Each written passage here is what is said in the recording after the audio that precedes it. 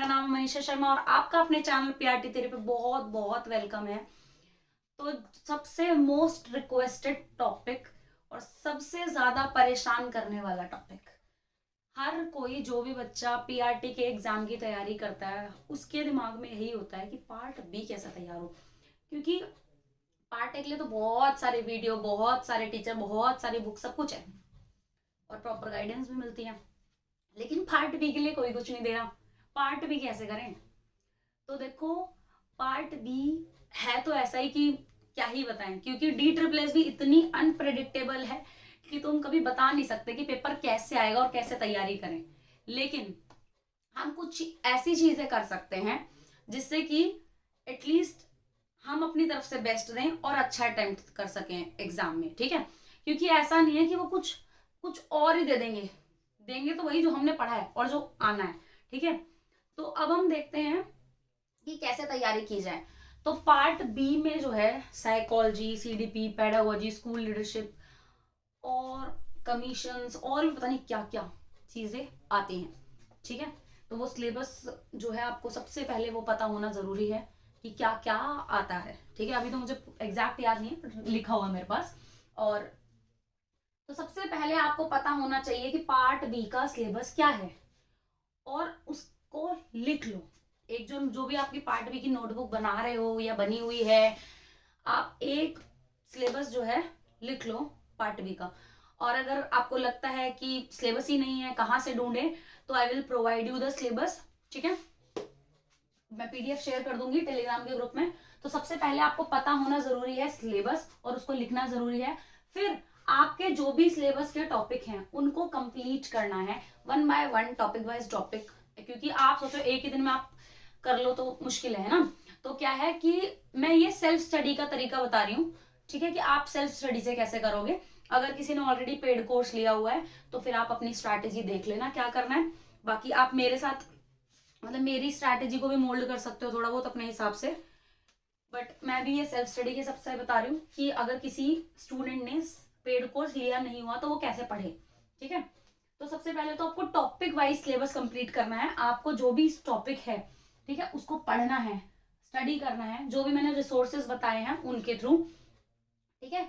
और उसके आपको सेल्फ मेड नोट्स होने चाहिए, आपको वो नोट्स खुद बनाने हैं। अब वो क्यों बनाने हैं वो मैं बाद में बताऊंगी। और कॉपी नहीं करना, कॉपी मतलब एग्जैक्ट ऐसा नहीं कि बुक की बुक छाप दी आपने नोट्स में, ऐसे नहीं होता। नोट्स होते हैं जो पढ़ी हुई चीज को इजी बनाए, ठीक है। अब है कि सबसे पहले तो सिलेबस पता होना चाहिए, फिर उस सिलेबस को धीरे धीरे क्या करके कंप्लीट करना है। जो जो टॉपिक पढ़ते जा रहे हो उसके क्वेश्चंस प्रैक्टिस करते चले जाओ। मैंने रिसोर्स बताया कि आप प्रैक्टिस कहाँ से कर सकते हो और मिक्स क्वेश्चन भी प्रैक्टिस कर सकते हो।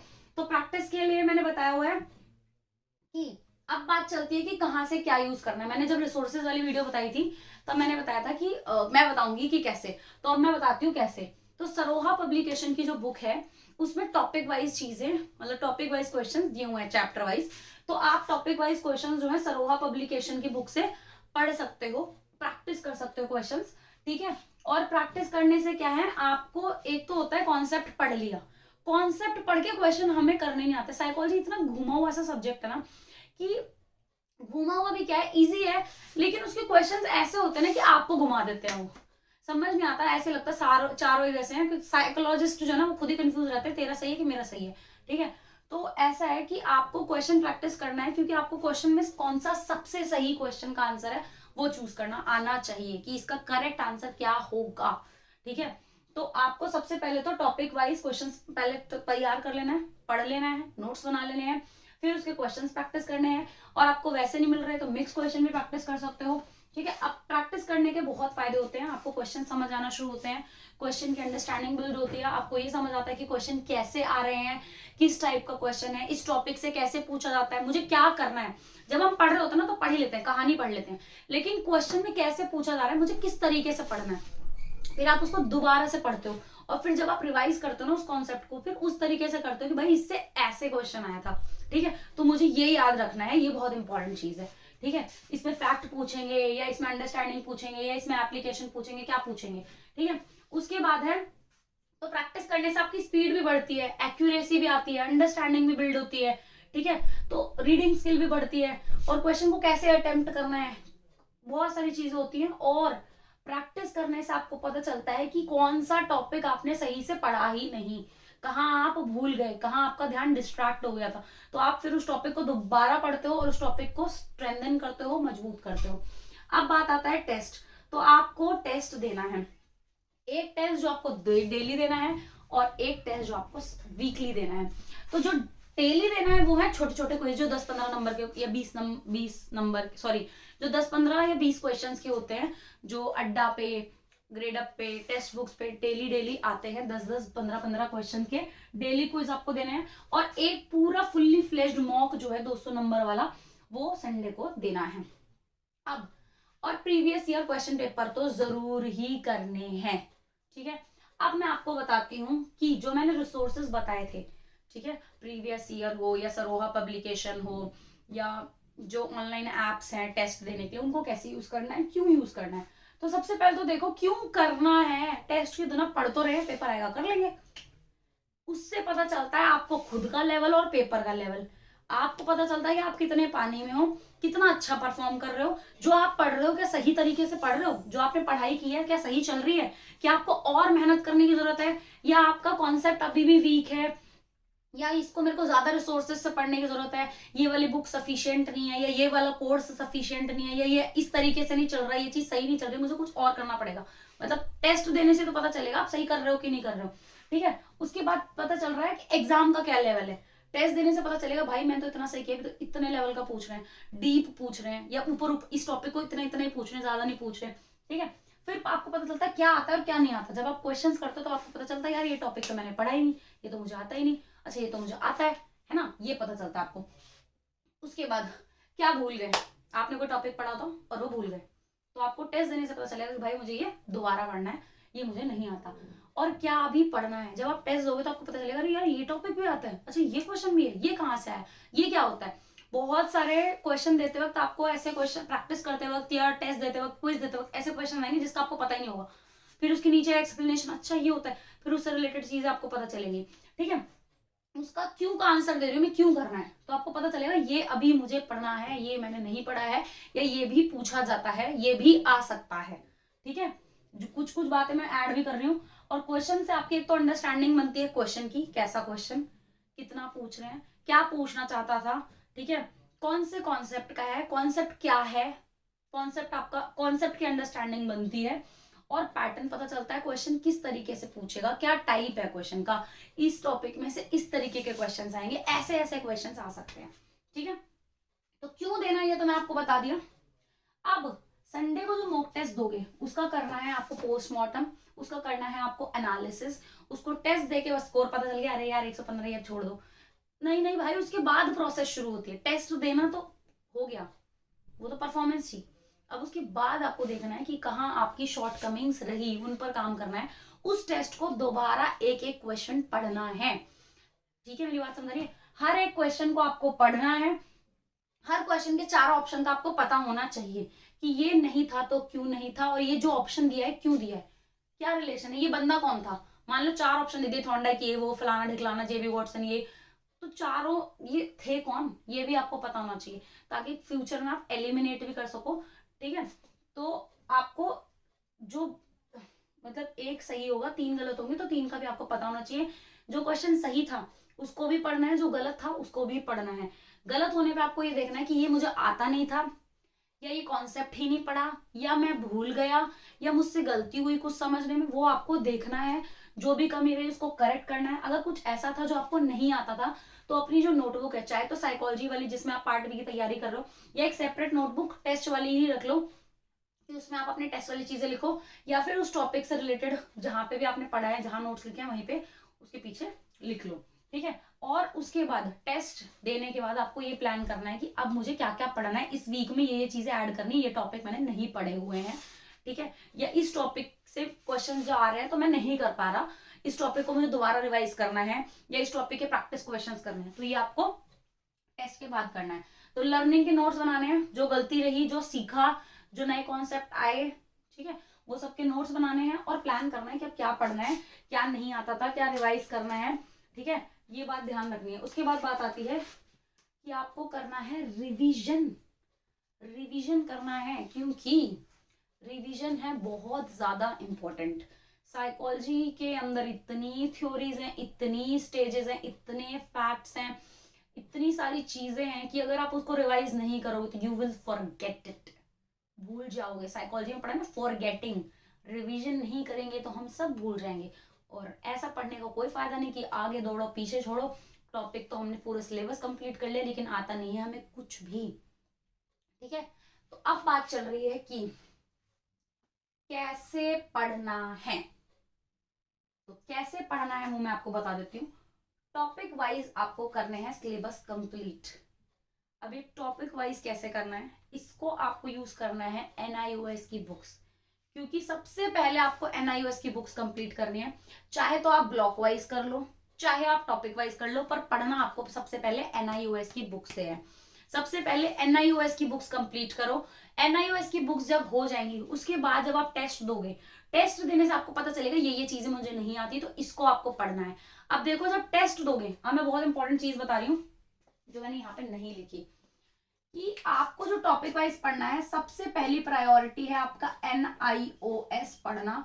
उसके बाद आपको पढ़ना है जो आपको क्वेश्चंस के थ्रू पता चलेगा कि ये मुझे नहीं आता, ये टॉपिक मुझे पढ़ना है, नहीं आता, फिर उसको आपको पढ़ना है। टेस्ट में पता चले कहीं से भी तो उस टॉपिक को ढूंढना है। जब आप टेस्ट दोगे, प्रैक्टिस करोगे, ठीक है, प्रीवियस ईयर दोगे, तो आपको पता चलेगा ये वाला टॉपिक तो मैंने पढ़ा ही नहीं, ये तो एनआईओएस में है ही नहीं, या आपके सिलेबस में था। मैंने बोला ना सिलेबस पता होना चाहिए आपको, तो जितना सिलेबस में एनआईओएस तो हो गया वो तो अच्छा है, एनआईओएस कर लो, एनआईओएस पूरी कर लो और देख लो कि सिलेबस में से क्या क्या हो गया। ठीक है, जो सिलेबस की चीज रह जाए और एनआईओएस में नहीं है, फिर उसके लिए आपको इग्नू की बुक यूज करने पड़े, एडवांस साइकोलॉजी की यूज करनी पड़े, अपने कोर्स की बुक यूज करनी पड़े, आपको इग्नू की बुक यूज करनी पड़े, 11th-12th की साइकोलॉजी यूज करनी पड़े, गूगल यूज करनी पड़े, कुछ भी यूज करना पड़े, फिर उन बचे हुए टॉपिक्स को आपको वहां से पढ़ना है। क्लियर है? ठीक है, तो सबसे पहला मेन टास्क तो आपको रखना है एनआईओएस पढ़ना। अब आता है कि पढ़ना कैसे है। देखो टॉपिक वाइज पढ़ रहे हो तो आप कोई भी टॉपिक जो है, सबसे पहले मान लो कि अगर एनआईएस कोई भी थ्योरी है, कोई भी टॉपिक है, उसको सबसे पहले आपको क्या करना है, यूट्यूब वीडियो ओपन कर लो। टॉपिक की तो मिल जाएगी, एनआईओएस एग्जैक्ट कोई नहीं पढ़ा रहा लेकिन टॉपिक तो पढ़ाएगा ही। टॉपिक की अंडरस्टैंडिंग बिल्ड करने के लिए यूट्यूब की वीडियो देख लो, फिर उसको रीड करो एनआईओएस की बुक से, या एक दो रिसोर्सेज और यूज करने, बट मैं कहूंगी अभी एक दो रिसोर्सेज पे मत जाना क्योंकि बहुत ज्यादा हो जाएगा, एनआईओएस भी नहीं होगी, कुछ भी नहीं होगा। तो उसको रीड कर लेना कहाँ से, एनआईओएस से। पहले उस टॉपिक को, मैं क्या बोल रही हूँ आप समझ पा रहे हो, एनआईओएस के जो भी आप मॉड्यूल शुरू करो, जो भी ब्लॉक शुरू करो, उस टॉपिक को यूट्यूब पे देखना है, फिर उसको एनआईओएस से पढ़ना है। पहली प्रायोरिटी एनआईओएस रखनी है अभी फिलहाल के लिए। बाकी पढ़ना सब कुछ है, सिलेबस की एक चीज नहीं छोड़नी क्योंकि यू डोंट नो पेपर कहां से आ जाए। ठीक है, अब यूट्यूब से पढ़ लिया, एनआईओएस से पढ़ लिया, नोट्स बन गए। ठीक है, उसके बाद आपको क्या करना है, नोट्स बनाने हैं। नोट्स कैसे बनाने हैं आपको पता है, नोट्स बनाने आते हैं। अब क्यों बनाने हैं नोट्स, मैडम पढ़ तो लिया, यूट्यूब में समझा दिया, यूट्यूब की वीडियो से हमने नोट्स बना लिए, बुक से पढ़ लिया, हो गया कॉन्सेप्ट क्लियर। अब मैं आपको एक बात बता दूं, आप जब पढ़ोगे ना तो आपको लगेगा हाँ ये भी समझ आ गया, ये भी समझ आ गया, हाँ ये भी समझ आ गया, ये भी समझ आ गया। मैं कह रही हूँ अगले दिन तो छोड़ो, 1 घंटे बाद पूछ लूंगी आपसे, अगर 1 घंटे बाद भी आपको कुछ आता हो तो आधी चीजें भूल जाएंगे। एग्जैक्ट तो बिल्कुल नहीं बता पाएंगे, कॉन्सेप्ट उड़ा उड़ा बताएंगे तो हम भूल जाते हैं। पढ़ते वक्त तो ऐसे लगता है हाँ हाँ सब समझ आ गया, सब आ रहा है मुझे, एक भी चीज छूटेगी नहीं, अब देखना हर पार मैं ही करूंगी, लेकिन हम भूल जाते हैं। और इस उससे क्या होगा कि जो हमने पढ़ा वो जीरो हो जाएगा, वो तो समझ ही नहीं आया, कॉन्सेप्ट तो बिल्ड ही नहीं हुआ, क्या फायदा हुआ फिर वो 1 घंटा 2 घंटा खराब करके भी जो पढ़ने में लगाया हमने। तो जब आप पढ़ोगे, बुक से पढ़ोगे, यूट्यूब के तो नोट्स बनाने ही आपको, जब बुक से पढ़ोगे तो आपको नोट्स बनाने हैं। और नोट्स ऐसे बनाने की ये नहीं बुक की बुक कॉपी कर दी, पूरी की पूरी लाइन ऐसे ऐसे कॉपी हो रही, नोट्स ऐसे नहीं बनते हैं। ठीक है, नोट्स ऐसे बनाने हैं कि आपको बुक मतलब नोट्स देख के समझ आ जाए, चीजें क्लियर होने चाहिए, नोट्स पॉइंट्स में, ग्राफ और फ्लो चार्ट, पॉइंट्स सर्कल में किसके बाहर एरो, इस तरीके के नोट्स होने चाहिए। और नोट्स ऐसे हों कि उसमें सारी चीजें कवर हो रही हो, बुक की पैराग्राफ की तरह चीजें ना हो कि भाई पढ़ने के पहले दिमाग घूम जाए बंदे का। और ऐसे बनाओ कि दोबारा बुक ना उठानी पड़े, जो टॉपिक बुक से कर लिया उसको दोबारा ना उठाना पड़े। ठीक है, और टॉपिक के बाद एक दो पेज छोड़ देना, कभी क्वेश्चन से कुछ ऐड करना पड़ जाए तो ऐड कर सको।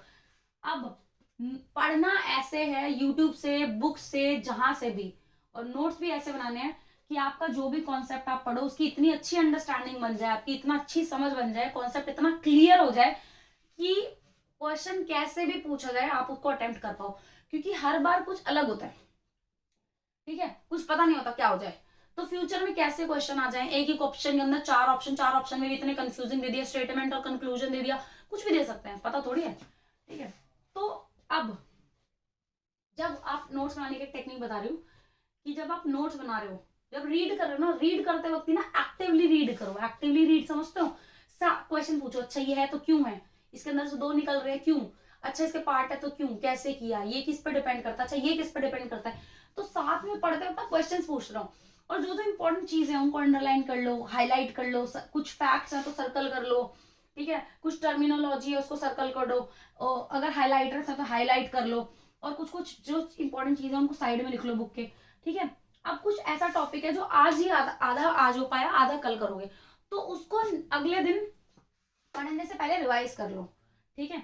रिवीजन बहुत इंपॉर्टेंट है, मैं बार बार बोल रही हूँ, रिवीजन इज की टू सक्सेस। रिवीजन तो आपको किसी हाल में नहीं भूलना, रिवीजन तो याद ही रखना है। बात समझ आ गई? तो नोट्स बना के पढ़ना है, उनको रिवाइज करना है, रिवीजन रिवीजन करना है, टेस्ट देना, रिवीजन, सिलेबस कंप्लीट करो, उसका रिवीजन करो, प्रैक्टिस करो, ताकि आपको पता चले अभी क्या क्या रह गया है, क्या अच्छा हो गया, क्या स्ट्रांग है, क्या नहीं। और इसी तरीके से आपका पार्ट भी कंप्लीट होता चला जाएगा।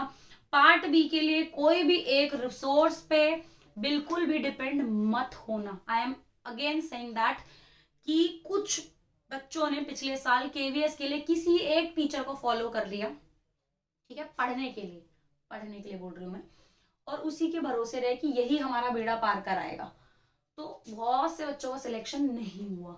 तो आपको थोड़ा सा आंखें खुली, दिमाग खुला रखना है। आपको किसी भी एक बुक के भरोसे मत रहना कि ये बुक सफिशिएंट है, इससे तो सिलेक्शन हो जाएगा। आपको टॉपिक के लिए अलग अलग बुक्स का यूज करना पड़ेगा, और मैंने बुक्स और रिसोर्सेज वाली वीडियो में बताया है कि कौन कौन सी बुक्स आपको यूज करनी है जो रिलायबल सोर्स हैं, जिससे मैं खुद पढ़ी हूँ और सेल्फ स्टडी के थ्रू मैंने पढ़ाई की है, ठीक है। और सरोहा पब्लिकेशन यूज नहीं की थी मैंने, बट वो अच्छी बुक है, मैंने देखी है, मेरे पास है भी, ठीक है। अब बात चल रही है कि दूसरी चीज, और एक टॉपिक को जहां से जितना समझ आए, जितनी अंडरस्टैंडिंग बिल्ड उसको बनाना है। तो इस तरीके से पार्ट बी की तैयारी करते रहो, धीरे धीरे सब कुछ हो जाएगा और स्कोर इंप्रूव हो जाएगा, टेस्ट देते रहो बस, ठीक है। और जो चीजें ना आए उनको, नेक्स्ट चीज ये है कि जो भी, हाँ ये मैंने बोला नहीं, थोड़ा पढ़ो पर अच्छे से पढ़ो, ये नहीं आप पढ़ लिए 5 पन्ने लेकिन आता एक भी नहीं है, वही वाली आगे दौड़ पीछे छोड़ वाली बात। हाँ जी, तो देखो ऐसा है कि, तो मैं आपके लिए नए साल से पार्ट बी के वीडियोस लेके आना शुरू कर रही हूँ, स्पेशली जिसमें एनआईओएस कवर होगी।